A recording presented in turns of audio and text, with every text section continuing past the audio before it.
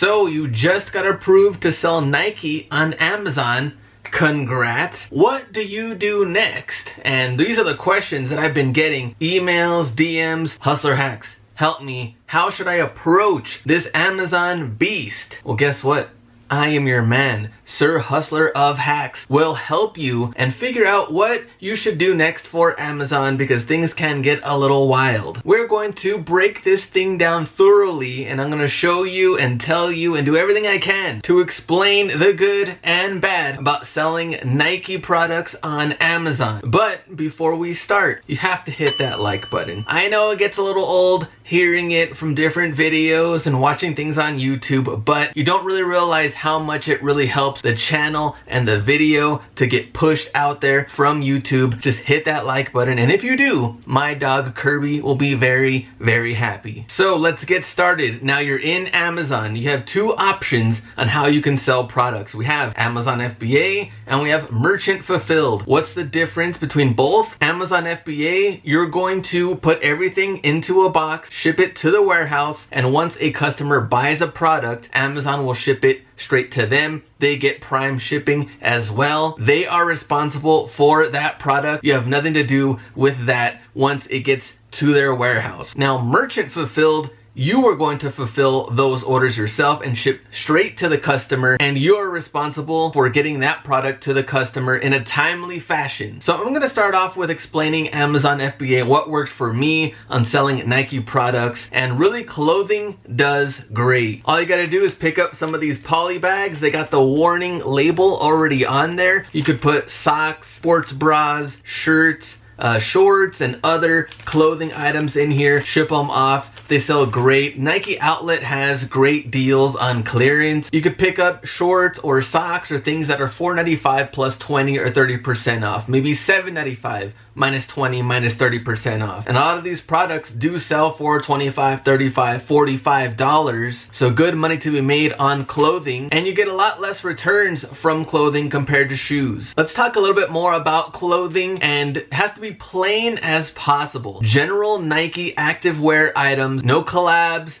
no crazy colors, no team stuff, NFL, NBA, none of that. We want plain Nike items. They sell the best on Amazon. So let's say you do want to sell shoes through Amazon FBA. The same rules kind of apply. Nothing fancy. I would only focus on lower end shoes. Buy cost $25 to $35 max. Plain activewear items sell. So for shoes, we're looking at Metcons, Pegasus, free runs, various running shoes and trainers. Sometimes Nike Outlet, they do have those sales. You can pick up some of these shoes, $28, $33, $35, but I would not go over that $35 limit. So Mr. Hacks, why? Why only low cost shoes? Number one, returns are insane, especially for shoes. Amazon, you can return whatever you want, no hassle. You don't even have to pre-pack the item. You can just go to UPS, tell them, hey, ship this back to Amazon. I don't want it anymore. They'll go ahead, they'll package everything, send it to Amazon, and you're out of that money. Number two, you could get the whole switcheroo thing that happened to me, where someone replaced the shoes that I sent with some fakes. I knew this video would be handy at one point. This was a couple of years back. I had to learn the hard way from selling on Amazon FBA. I sent out some Jordan 5s. They sold, I believe, for $350. I got them at the Nike Outlet. You can price really high on Amazon. Some sales do go through and make good money. The bad thing is, so easy to return something. And I already knew once I got that email from Amazon saying that I sent an inauthentic product, I was like, they're gonna switch with fakes. I can already see it coming. So I had my camera ready to go, ready for this unboxing. And sure enough, that's exactly what we got. Fake Jordan 5s, and I was screwed out of that money. After that whole ordeal, I had to send them all the info where I got the shoes. So luckily a Nike Outlet on this one, I had the full receipt, how much I paid, the item number, what it was, the address of where I got it from. And the thing is with here, like Ross, Burlington, Marshalls, receipts from those stores is not gonna apply. Amazon does not care for those stores. They wanna make sure it's an authentic receipt from that exact brand, or an invoice from another company that's going to be selling that brand and has all the details of what that item was. These Jordan 5s, the tongue way off, the tag big time off. Whole thing just felt cheap. I knew that's what they were gonna do, and so had to learn the hard way and learn from my experience. Don't be shipping out high-end products on Amazon FBA. And number 3, bad reviews can get you blocked from your own listing. So I have sold some Nike free runs. I got a great deal, complete with box, everything. I sent them in, and in a size 8.5 at a quantity of 25. Now 8 pairs sold, no issues, but that 9th pair, I got a bad review, and then I got another bad review where they were saying that the shoes did not fit well, they fit snug, they weren't true to size. Nothing that I had to do with this shoe, but they did not like the way it fit. They wrote a bad review about it, and because of that,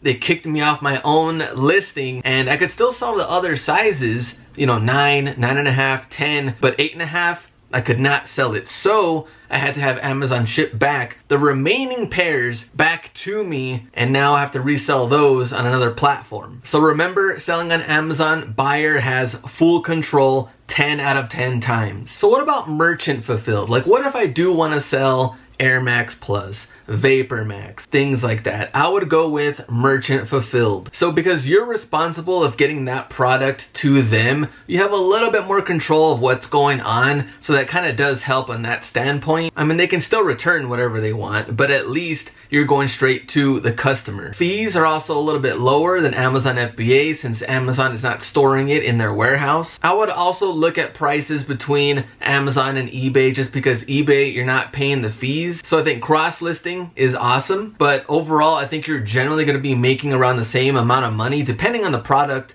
of course, but with no fees on eBay, it's really hard to ignore that. So really compare the prices on both platforms. So those are really 2 good things about merchant fulfilled. Bad things, just undercutters. I mean, they are insane on Amazon. I mean, if you don't like undercutters on eBay, StockX, GOAT, all of that, I mean, here on Amazon, people have automatic repricers ready to beat you by 1 cent, so they can be buy box, or they could be the lowest cost possible, and they could beat you and get the next sale. It's ridiculous on how often this happens. You change the price a little bit here and there, next thing you know, everybody else right under you just keep undercutting a penny, a penny, a penny. So here's an example. I mean, this shoe does look a little familiar. Men's Jordan ADG2 golf shoes. And you want to see who's selling? So $172.98, $172.97, $172.95, $172.94.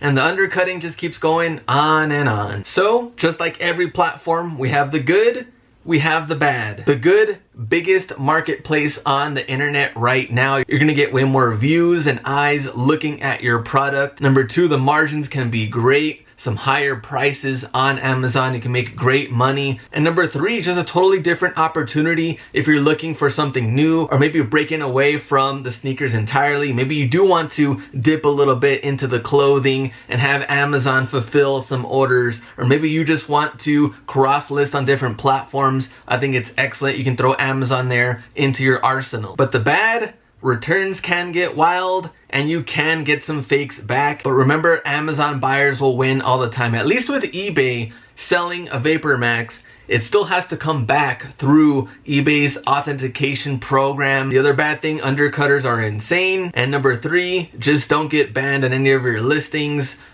or suspended. There are some rules you do have to follow for FBA and merchant fulfilled. So my final thoughts, should you try Amazon? Yes. You have to figure out what platforms are best for you and your business. I'm not gonna sit here and tell you eBay is way better than the best, Amazon's better than the best, StockX or GOAT is better. Depending on you and what you sell, and if you go all in, you figure it out, and most importantly, you love selling on this platform, then I would definitely spend the time and effort to figure it out and see what you want to sell and what you enjoy doing. I would start off slow. If you're looking at Amazon FBA, let's say you found a Nike shirt. I would send in, 3 small, 3 medium, 3 large, 3 XL, 3 of each, and let's see how they sell. And you can see how it all plays out once it gets into the warehouse, what the prices look like, who else is also selling that product, what do the margins look like as well. So I would kind of play around with that and start off a little slow. If you want to go the merchant fulfilled route and sell Vapor Max and high-end products, I would start off with some of the lower end stuff,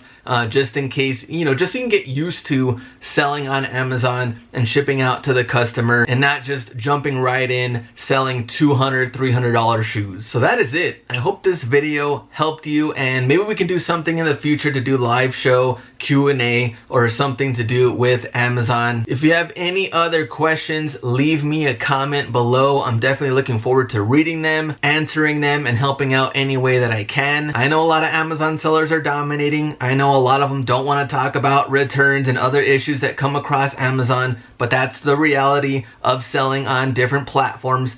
Things happen. I'm here to explain it. Hit that thumbs up. It helps me out and helps other people see this video. Thanks for watching. I'll see you in the next one. Go out and get it.